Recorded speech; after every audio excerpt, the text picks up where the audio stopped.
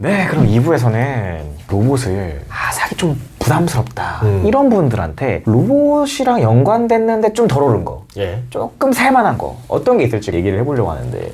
우선 두 가지 방법이 있어요. 일반적으로 하는 방식은 뭐냐면 로봇이 활성화됐을 때 그때 또 같이 수혜를 보는 업종들이 있을 거예요. 도미노처럼 찾는 거예요. 예를 들어서 로봇이 커지고 나면 그 다음에 어떠한 것들이 커질까? 뭐 아까 스마트홈이 커질 수도 있는 거고, 산업용 로봇이 커지게 되면은 스마트 팩토리가 나올 수도 있는 거고, 의료용 로봇이 커지게 되면은 우리가 말하는 이제 뭐 바이오에 대한 빅데이터를 가지고 있는 회사들, 이런 회사들이 커질 수도 있는 거고요. 근데 이제 로봇이라는 게 지금은 가능성을 많이 보여주는 상태지, 이게 양산을 하거나 현실화까지는 시간이 좀 많이 걸려 있어요. 맞아요. 그럼 이런 기업이 투자할 때는 조금 리스크가 있고, 차라리 지금부터 적립식으로 한 3년 뒤에 보자, 이런 목적으로 들어가면 괜찮은데, 그거는 좀 어려울 것 같고, 시장의 분위기가 굉장히 빠릅니다. 트렌드가. 맞아요. 분명히 메타버스 뜬다라고 했던 게 벌써 6개월 전이었던 것 같은데 벌써 올라가지고 이러고 있고, 1년 전에는 뭐 카카오다 뭐 플랫폼도 이러고 있었고, 그 회전력을 생각했을 때는 안 오른 거면서 로봇과 가장 비슷한 거, 저는 이제 인공지능도 보고 있어요.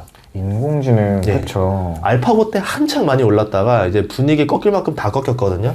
사람들 관심이 없어요. 그런데 로봇이면은 당연히 인공지능을 장착해야 되는 거고, 인공지능 기술이 로봇의 기술을 업그레이드 할 수 있습니다. 대표적으로 뭐 휴머노이드라던가 스마트 팩토리라던가. 그래서 인공지능 회사들 중에서 혹시 괜찮은 것들 없는가, 이런 것들 보시는 방법도 있을 것 같고요. 아니면 좀 대중화되고 나면은 이제 비용이 많이 떨어지게 될 거예요. 그러면 기존 세대 산업들을 로봇이 대체하게 될 수 있는 산업들, 내가 로봇을 사와서 가성비를 낼 수 있는 산업들, 대표적으로 저는 이제 배달의 민족이라던가 이런 것들이 로봇이 들어오는 시장을 아마 준비할 것이다. 그러면 지금의 라이더들은 앞으로 로봇과의 이제 고용 전쟁을 한번 해야 되지 않을까. 근데 보통 기업들이 많이 이겼죠. 그러면서 아마 그때부터 수익이 나는 사업들이 있지 않을까. 쿠팡도 마찬가지고요. 그렇죠. 물류용 로봇이 들어오면은 그때부터 굉장히 빚을 발하지 않을까, 흑자 구조로 변신하지 않을까, 그렇게 보고 있습니다. 지금 배송 인건비 문제로 적자를 굉장히 많이 보고 있었는데, 물류 로봇들이 들어오게 되면은 오히려 그 물류 회사가 엄청 흑자를 보고 갑자기 퀀텀 점프를 할 수도 있다. 예. 왜냐하면 지금 배달 보면은 예전에 리비안도 보셨지만, 아마존에서 리비안 투자한 목적 자체가 그냥 투자한 게 아니에요. 전기차를 투자하려고 했던 게 아니라 약간 시그니처한 차를 만들어서 이런 차를 한다는 걸 보여준 다음에 이 하나의 광고판처럼 돌아다니게 할 거고, 이게 자율주행차로 바뀔 겁니다. 그러면 이제 물류 로봇이 자동으로 다 하고, 자동 배송, 자율주행 트럭이 운반을 다 해버리면은 이제 아마존이라는 데는 사람을 거의 쓰지 않으면서도 전 세계 쇼핑망을 먹게 된 회사가 되는 거죠. 진짜 미래 기업 그 자체네요. 네. 그래서 지금까지는 뭐 좀 적자를 보더라도 신경 쓰지 마라, 내가 계속 투자하겠다, 투자자들이 붙는 이유들이 그런 게 아닐까, 이렇게 보고 있습니다. 네, 그러면은 이제 그 미래 기업, 예. 아마존, 예. 그런 친구들이 보통 스마트 팩토리나 이런 걸 이제 많이 하면서 로봇들을 이용해서 인건비도 줄이고 막 하잖아요. 예. 그러면은 저희가 로봇 쪽을 많이 알아봤으니까 먼저 스마트 팩토리 그쵸. 관련된 기업들이 어떤 게 있을까요? 저는 스마트 팩토리에서 조금 이야기를 드릴게요. 스마트 좋아요. 팩토리가 어떤 건지 모르시는 분들이 많아서 오. 스마트한 공장이라 보시면 돼요. 이게 얼마나 효과가 있는 거냐면, 베트남에 이제 한 그 기업이 있었어요. 이제 우리 신발 공장이 있었는데, 그쵸. 유명한 회사. 요 친구인가요? 예, 요거 이렇게 있었는데, 이 회사가 베트남에 있는 거를 리쇼링 해버리면서 공장을 그대로 독일로 들고 갑니다. 맞아. 예, 그랬더니 갑자기 여기서 인력이 다 해고가 됐는데, 실제로 보니까 정말 말도 안 되는 소수의 인력으로 공장을 돌리는 거예요. 돌아가더라는 거죠. 그렇지. 어떻게 하는 거야 봤더니, 주문 제조부터 시작해서 이제 뭐 빅데이터를 계산합니다. 이 재료를 빨리 발주 넣어주세요를 기계가 알아서 다 넣어요. 그래서 싹 와요. 트럭이 왔다라 그러면은 자동 지게차가 와가지고 물류를 딱 실어서 그대로 재고를 다 쌓아 놓습니다. 그 다음에 컨베이어 벨트를 그대로 다 돌려요. 보통은 이제 그것까지 해서 산업용 로봇이 만드는 건 많은데, 그걸 가지고 검수까지 다 기계가 하는 거예요. 그러다 기계가 나고, 이제 뭐 배송차가 왔다라 그러면은 배송차 온 시간에 맞춰서 이게 딱딱 자동 지게차가 가가지고 딱 실어주는 거죠. 거기에 뭐 회계라던가 뭐 나중에 컴플레인이라던가 이런 것까지 기본적으로 인공지능까지 섞어서 다 하게 되니까 산업 하나에 사람이 별로 들어가질 않는 겁니다. 맞아요. 그럼 스마트 팩토리를 가장 열광할 사람들은 당연히 기업들인 거고, 이 기술이 조금만 가격이 저렴해지고 인건비가 올라가게 되면은 스마트 팩토리는 굉장히 가성비 좋은 모델이 되는 거죠. 대표적으로 키오스크가 그랬었어요. 예전에는 사람을 쓰는 게 더 쌌어요. 인건비가 워낙 네. 이제 쌌으니까. 지금도 몇몇 나라들은 인건비가 더 싸니까 키오스크 대신 사람을 쓰는 나라들이 있는데 인건비가 오르면 오를수록 키오스크에 대한 그 욕구가 더 커집니다. 그리고 이것도 대량 생산을 하면 할수록 비용은 점점 떨어지거든요. 그래서 어느 순간부터 이 스마트 팩토리가 갑자기 막 유행하는 시즌이 올 것이다. 그럼 스마트 팩토리가 유행하게 되면은 이 안에 당연히 로봇이 들어갈 수밖에 없는데 엄청난 양의 로봇이 들어갑니다. 물류 로봇, 뭐 인공지능 로봇, 여기에다가 산업용 로봇, 거기에 뭐 이런 것들도 굉장히 많이 들어가야 되고 그렇죠. 의외로 많이 들어가는 게 이 클라우드예요. 빅데이터, 데이터를 들어가기 때문에 데이터 센터를 만들어서 집어넣을 거냐 아니면은 그냥 클라우드에 맡길 거냐. 이 사업도 스마트 팩토리가 되면서 같이 연관되게 되는 거고요. 여기에 이제 제어하는 것들, 뭐 감속기라던가 이런 것들도 들어갈 거고, 이제 이거를 해주는 ERP 회사들, 뭐 관리 회사들 다 들어가야 되고, 그리고 이제 사이버 보안이 굉장히 중요해집니다. 만약에 여기서 해킹되면 난리 나는 거거든요. 그렇게 되면서 로봇주와도 연관이 좀 커지지 않을까 이렇게 보고 있습니다. 그럼 어떤 로봇 해야 되는지 이제 그렇죠. 그렇죠. 아 이제서야 돌아왔네요. 제가 근데 워낙 하고 싶은 말이 많으니까. 나 투머치 뭐 이런 식으로 투머치 인포메이션이 근데 나오고 어쩔 있습니다. 수가 없는 게 제가 박찬호 선수 윗집에 살았었던 사람입니다. 그 커가 투머치 써야 그래서 얘기를 하도록 할게요. 어떤 로봇이 있느냐. LA에서. 네. 자, LA 시절부터 얘기해서 자, 로봇팔 얘기하면요. 네네. 산업용 기계인데 조립이라던가 뭐 도색, 용접이라던가 이런 것들을 많이 해요. 프로그래밍을 합니다. 프로그래밍에 따라서 자동으로 조작되는 기계들이다 보시면 돼요. 우리가 알고 있는 많은 것들. 보통 이게 일본의 화낙이랑 스위스의 ABB가 이 시장의 투톱이고요. 여기 투자하시면 거의 뭐 우량주에 투자했다 보시면 되고 국내에도 있어요.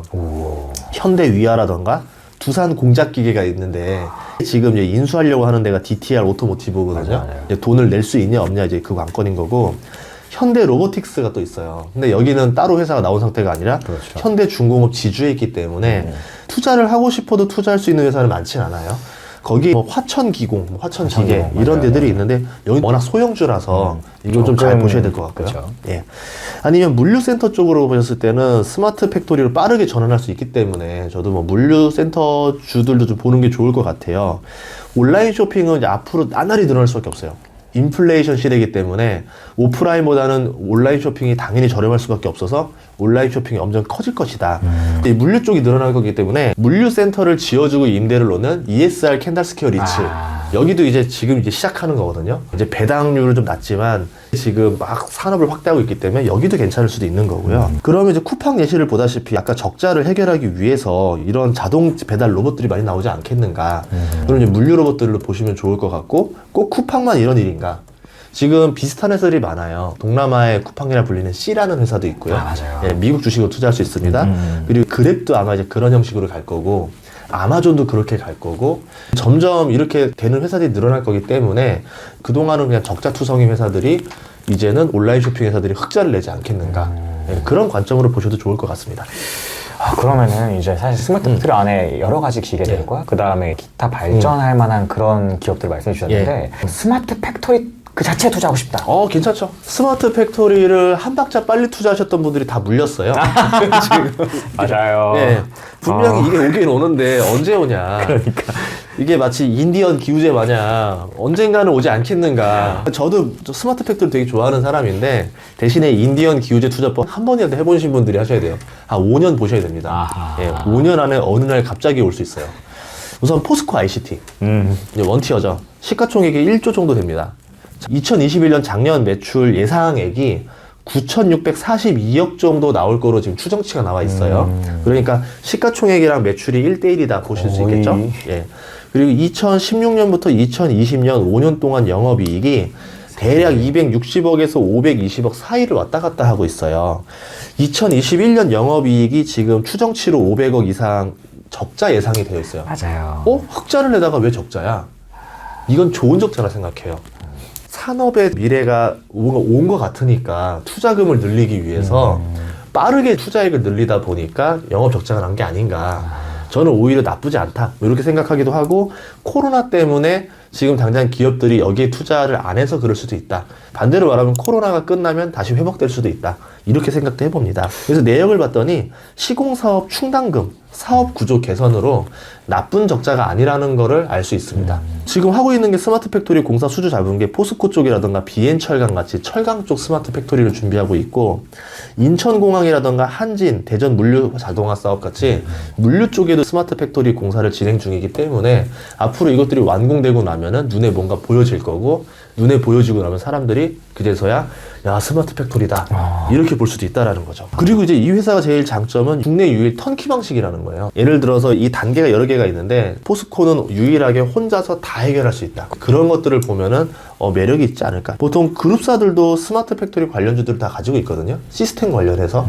왜냐면 공사는 맡겨도, 하드웨어는 맡겨도, 소프트웨어는 우리 그룹사가 해야지만 보안이라던가 이런 것 쪽을 위해서라도 이제 이거는 직접 가져가기 때문에 신세계 INC라던가, 그럼 신세계 INC가 왜 이게 필요하냐.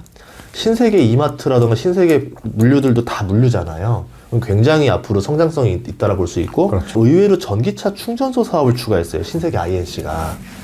그럼 이제 이마트에 충전소가 다 생기는 거예요. 생각가 좀 웃기네요. 야, 신기하다. 제 생각이에요. 이거 상상인데 아파트 안에다가 전기차 충전소를 100대 이상 건설할 수가 없어요. 그렇죠. 이 전력공사부터 다 뜯어야 되는데 나오기가 어려워요. 그러면은 만약에 이마트가 이걸 대행을 해주고, 전기차 충전은 시간이 또 많이 걸리거든요. 20분에서 30분을 충전을 해야 됩니다. 근데 딱 퇴근하고 장 보는 시간이랑 딱 맞아 떨어져요. 충전하고 장 보고 나가기 때문에 회전율이 빨라요. 근데 아파트 같은 경우는 내가 30분 뒤에 다시 주차 차 빼야 되는데 정말 싫거든요, 그거.